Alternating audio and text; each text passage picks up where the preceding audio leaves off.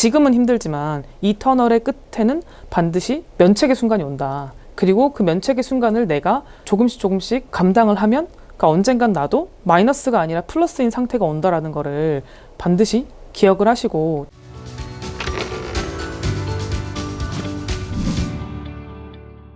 이번 영상에서 말씀드릴 내용은 신용불량자, 이 신용불량자라는 용어가 굉장히 익숙하신 분들도 있을 거예요. 왜냐면은 신용불량자의 상태로 5년, 10년, 20년 이렇게 오랫동안 신용불량의 상태로 있으셨던 분도 있으시기 때문에, 특히 신용불량자 중에서 신용등급, 9등급, 10등급 이런 분들은 반드시 시청을 하여 주시기 바라고요. 우리는 여러 가지 이유로 신용불량자가 돼요. 신용불량을 계획하시는 분들은 없잖아요. 보통 어떤 경우에 되느냐, 대부분은 결국에는 그 빚에 대해서 어떻게 빚을 다뤄야 되는지를 모르시기 때문에 이제 이런 경우들이 많은데, 뭐 예를 들면 생활비가 갑자기 모자라요. 남편한테 생활비를 더 달라고 하기가 또 어려워요. 그래서 그냥 신용카드 있으니까 편하게 한 100만 원 정도 소액으로 추가로 그 현금 서비스를 받으신 거죠. 또는 친구한테 내가 지금 급하게 좀 쓰고 줄게 라고 하면서 돈을 빌리기도 하고, 또는 친한 지인이 갑자기 정말 소중한 친구인데 나한테 너 급하게 좀 돈 좀 있냐? 그래서 돈이 없어요. 그러면 좀 대출받아 좀 줄 수 있냐? 이렇게 해서 갑자기 돈을 빌려주는 경우도 있고, 또는 부모님이 갑자기 쓰러지셨어요. 근데 나는 모아둔 여유 자금이 없어요. 그럼 당장 수술을 들어가야 되는데 몇백만 원 또는 몇천만 원 갑자기 돈이 들어갈 수도 있죠. 또는 이제 회사에서 갑자기 잘리거나 이런 경우에도 그 몇 달을 버티기 위한 자금을 미리 준비해주지 못한 경우에는 이렇게 대출을 발생하기도 하고, 또는 고금리 대출을 하기도 하고, 그러다가 그걸 못 갚으면 신용불량자가 되는 거예요. 근데 그 신용불량자가 되셨을 때 이거를 단기간에 해결을 할 수 있으면 좋아요. 뭐 며칠 만에 바로 갚을 수가 있거나 이런 분들은 괜찮은데, 이렇게 떨어진 신용등급은 다시 돌리기가 굉장히 어려워요. 그러니까 신용등급을 좋게 잘 유지하는 거는 되게 어려운데, 이게 그냥 떨어지면 되게 순식간에 떨어지거든요. 그러면 이런 상태에서는 원래는 내가 국민은행에서 저리에 대출을 받을 수 있었던 분이, 신용등급이 9등급, 10등급이 되신 분은 예를 들어 100군데서 받을 수 있던 대출이 이제는 한 3군데 정도밖에 안 나오는 거예요. 그러면은 대출을 받을 수 있는 기회도 적어지고, 대출금의 규모도 적어지고, 대출도 굉장히 안 좋은 대출을 받을 수가 없게 되는데요. 이렇게 떨어져서 등급이 거의 최하가 된 경우에 신용도를 올리기가 어려운 이유가, 현실적으로 첫 번째는 이자나 원리금 부담이 급여에 비해서 굉장히 많으시기 때문이에요. 우리가 원금, 이자, 원리금 이것도 지금 구분이 안 되시는 분들도 많거든요. 원리금이 뭐예요? 원리금이 원금이랑 이자를 같이 내는 거 아닌가요? 네. 원금이랑 이자를 더한 게 원리금이에요. 근데 이것도 이제 이해가 안 되시는 분들도 많단 말이에요. 그만큼 원금 상환이냐, 원리금 상환이냐, 뭐 원리금 균등 상환이냐, 이런 이제 조건에 대해서는 굉장히 잘 알고 계시는 게 중요한데, 그러니까 원리금을 내는 규모가 급여에 비해서 많으시기 때문에 이런 분들은 돌리기가 어렵죠. 왜냐면 이게 점점 갚아져야 올라가는데, 그리고 두 번째로는 대출이 연장이 잘 안 돼요.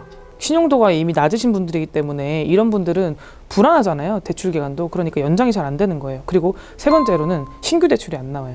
그러니까 돌려막기를 할 만한 대출금이 생겨야 돌려막기를 할 수가 있는데, 돌려막기가 어려운 거죠. 그래서 제가 이런 분들이 자꾸 상담 오셨을 때 어떻게 해결할 수 있지 생각해보면은 사실 뻔한 대답은 딱 2가지밖에 없어요. 제가 늘 말씀드려요. 당신의 해답은 2가지다. 첫 번째, 누가 돈을 한 번에 갚아준다. 이거는 어떤 의미를 가지냐면은, 보통 오시는 분들이 이제 일반인 분들은 대출을 안 갚으려고 한다, 나쁜 사람들이야 이렇게 얘기하지만, 안 갚으려고 하는 사람들은 없어요. 보통 갚으려고 하는데 도저히 안 되는 거예요. 왜냐면 소득이 없으니까. 근데 이런 분들을 갚게 해줄 수 있는 방법은 다 갚아주고, 그 대신 내가 갚아줄 테니까 나한테 갚아 라고 하면 갚을 수 있어요.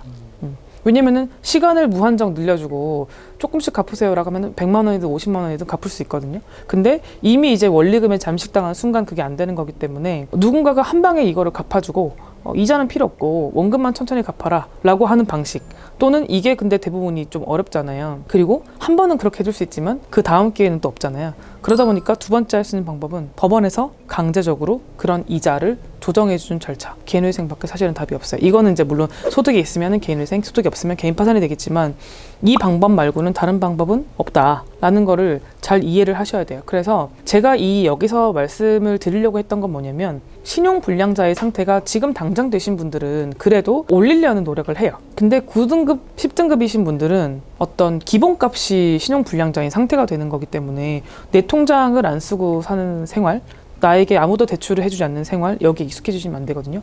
반드시 벗어나겠다는 생각을 하셔야 돼요. 그래서 제가 아까 말씀드린 방법 중에 결국 현실적으로 여러분들이 선택할 수 있는 방법은 두 번째일 거예요. 개인회생을 하거나 개인 파산을 하거나 해서 채무를 정리하는 방법, 이 방법밖에 없을 텐데 이런 분들이 파산이든 회생이든 절차가 있잖아요. 기간도 걸리고 서류도 내야 되고 짧게는 몇 개월에서 1년, 길게는 3년에서 5년까지 변제를 해야 되는데 그 기간이 보기에는 길어 보여도 그게 가장 빨리 나의 신용도를 올릴 수 있는 방법이라는 거를 숙지를 하셔야 돼요. 그래서 천천히 본인이 묵묵히 갚다 보면은 언젠가 나도 신용이 돌아온다. 나도 내 통장을 쓸 수 있는 순간이 돌아온다. 라는 거를 반드시 아시고 특히 신용불량자들은 포기하지 마시는 게 굉장히 중요하거든요.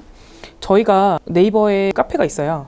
그 카페에는 개인회생이나 개인 파산을 받으신 분들이 면책을 종료하고 나서 저희한테 이제 그 후기를 올려주는 분들이 많아요. 신용불량자 선배님들, 그리고 신용불량에서 벗어나신 선배님들, 이런 분들이 실제로 신용불량 상태에서 벗어났을 때 가지시는 기쁨들, 그리고 그런 성취감들, 그리고 정말 이제는 좋은 일만 생길 것 같은 그런 감사와 행복이 가득한 그런 순간들을 같이 보시면서 나도 지금은 힘들지만 이 터널의 끝에는 반드시 면책의 순간이 온다. 그리고 그 면책의 순간을 내가 조금씩 감당을 하면 그러니까 언젠간 나도 마이너스가 아니라 플러스인 상태가 온다라는 거를 반드시 기억을 하시고 또 나 혼자만 이런 일을 겪는 게 아니라 많은 분들이 이런 기회와 그리고 이런 순간들을 다 견디셨다라는 것들에서 위로도 받으시고 또 용기와 희망도 얻으시고 했으면 좋겠어요. 그거를 도와드리는 역할을 저희도 같이 수행을 할 테니까 여러분들이 혼자라고 생각하지 마시고 이 채무를 반드시 정리하는 방법은 있다. 라는 거를 인지하시고 또 궁금하신 거는 저희한테 여쭤보시면 저희가 댓글 다 달아드리잖아요. 저도 될까요?